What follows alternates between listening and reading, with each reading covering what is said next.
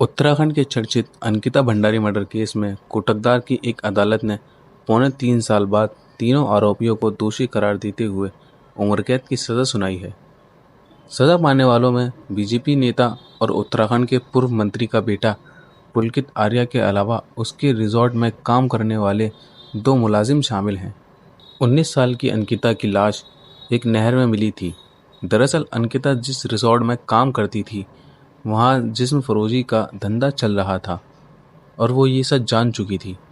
पुलकित आर्या, सौरभ भास्कर और अंकित गुप्ता, ये वो 3 कातिल हैं जो अब जब तक जिंदा रहेंगे तब तक सलाखों के पीछे रहेंगे, क्योंकि इन तीनों को ही कोटकदार की एक कोर्ट ने 19 साल की अंकिता भंडारी के कत्ल के इल्ज़ाम में उम्र कैद की सज़ा सुनाई है। ये वो वाली उम्र कैद है जिसमें पूरी उम्र कैद हो जाती है। तो चलिए अब आपको बताते हैं कि अंकिता भंडारी की पूरी कहानी आखिर है क्या। कहानी में आगे बढ़ने से पहले आप हमारे चैनल को सब्सक्राइब करके बेल आइकन ज़रूर दबा लें। तो चलिए अब आगे बढ़ते हैं।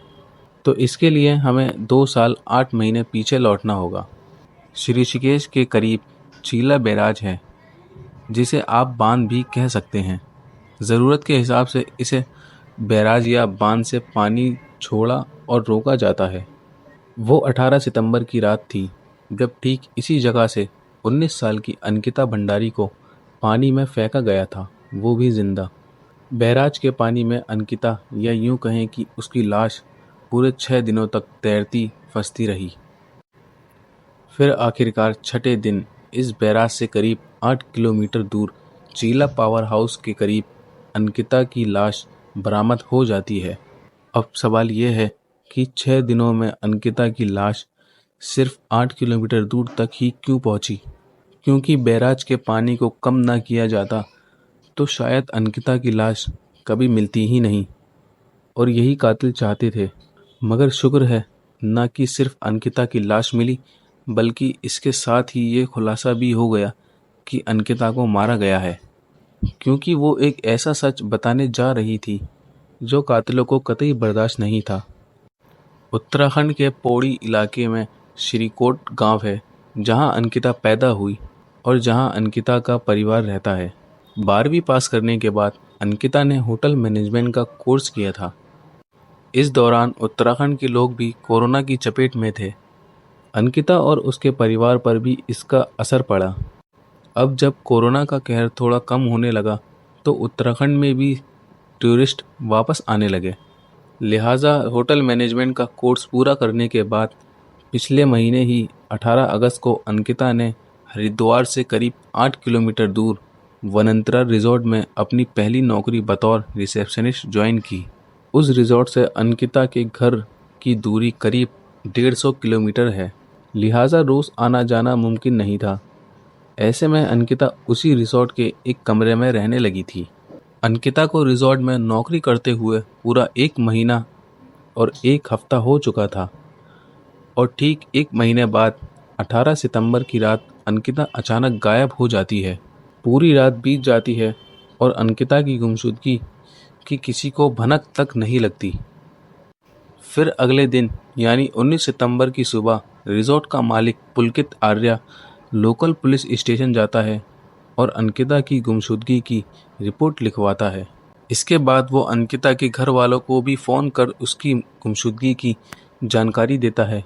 अंकिता का मोबाइल बंद था। खबर सुनते ही अंकिता का परिवार बदहवास ऋषिकेश की तरफ भागता है।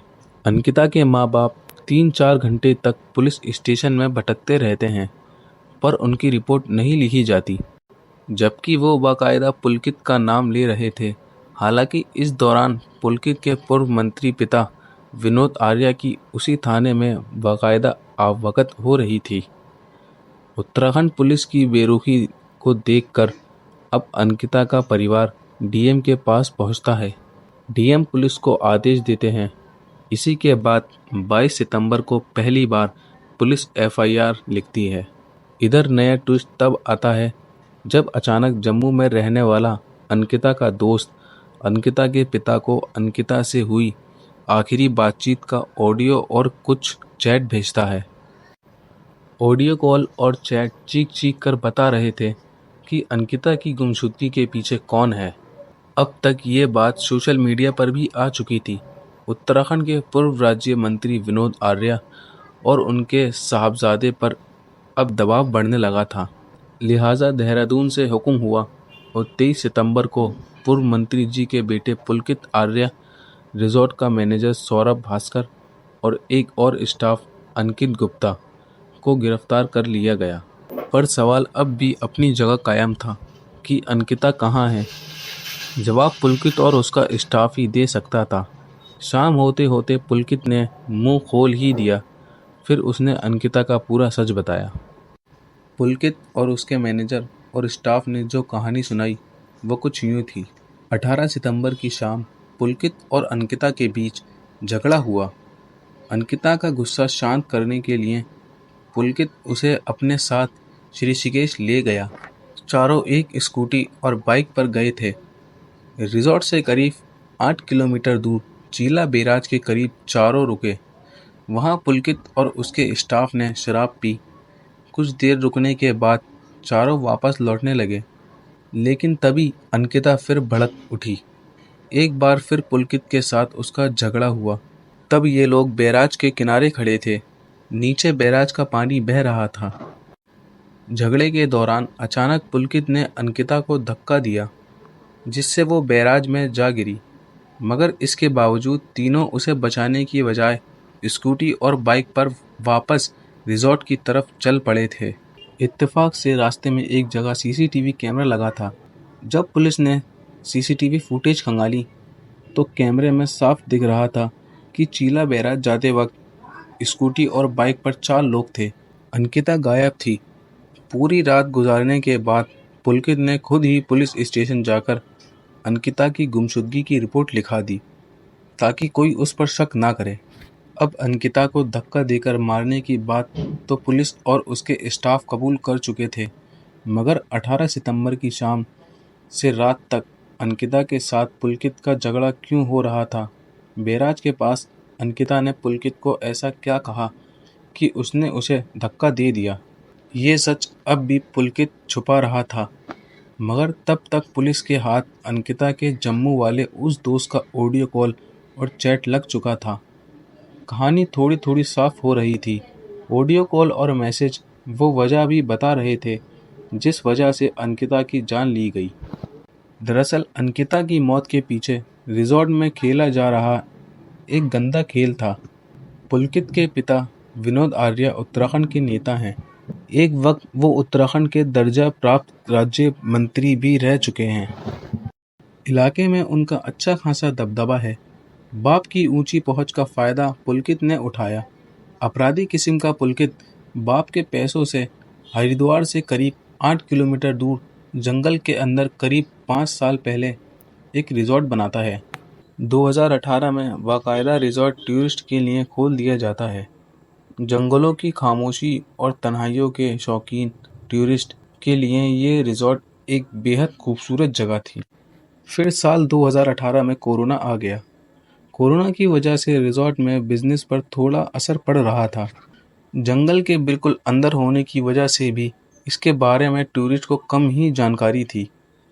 ऐसे में रिजॉर्ट चलाने के लिए पुलकित ने इसी रिजॉर्ट में दुनिया के सबसे पुराने धंधे को भी चलाने का फैसला किया। इत्तेफाक से महीने भर पहले ही अंकिता यहाँ पर बतौर रिसेप्शनिस्ट नौकरी करने आई। पुलकित ने अंकिता को अपना रिजॉर्ट चलाने के लिए उसी धंधे में धकेलने के लिए मजबूर करना शुरू किया। वो उससे टूरिस्ट के कमरे में जाने को कहता। अंकिता इसके लिए तैयार नहीं थी। उसके साथ जो कुछ हो रहा था वो अपने माँ बाप को भी नहीं बता सकती थी। लेकिन उसका एक दोस्त जम्मू में रहता था। उसने सारी बातें उससे शेयर की। वही बातें इस केस में सबसे अहम सबूत साबित हुई और आखिरकार उसी के आधार पर पुलकित आर्या, सौरभ भास्कर और अंकित गुप्ता को अदालत ने मुजरिम करार देते हुए उम्र कैद की सज़ा सुनाई। अगर आपको हमारी कहानी पसंद आई हो तो हमारे चैनल को सब्सक्राइब करें। मिलते हैं आपसे अगली वीडियो में।